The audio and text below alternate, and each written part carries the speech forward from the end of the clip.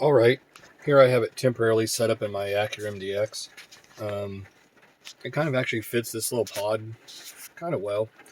Right now it's in there, I just pushed it in, it's kind of tight. So if I really enjoy this, I'll probably remove the original screen and put the screen in place of it.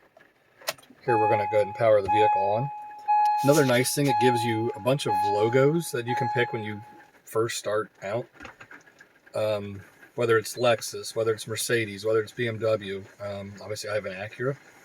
So right now it's going to connect Bluetooth to my phone, and it's also going to connect FM modulated to the factory radio. Here I showed you how fast it loads up.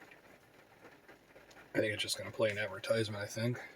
Names you can't even pronounce. It's Roundup for Then it automatically pulls up. For me, it's Android Auto, or if you have Apple, it'd be Apple CarPlay. I can't play copyrighted music, so we're going to go ahead and turn that off. You can hear it actually sounds really good quality connected to my factory car stereo. You can either play music to your phone. If you have an aux port, you could directly plug it to your car's radio. I just have it tuned to a radio station. You pick a radio station that's not used, 88.3. You go in there and set it to 88.3. And it plays them through all your factory car stereo that way. That's just the way I have it set up.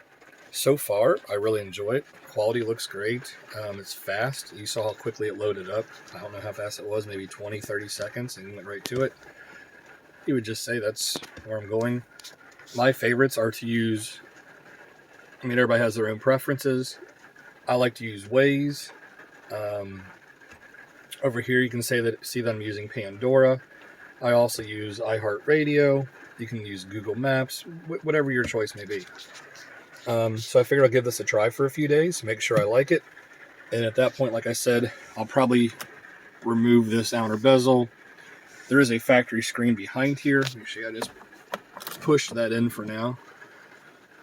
And I'll probably just replace that because my vehicle, the screen's older and outdated. But so far, this is pretty impressive. Very simple to install. For right now, I just ran the basic power cable. It plugs into your cigarette lighter. It also gives you an extra USB port if you want to plug a phone charger in, whatever you may have. But yeah, I'll do a follow-up here in probably about a month or two. I'll let you know how well I like it. Thanks for watching, guys. If you like this video, please give it a thumbs up, subscribe to my channel.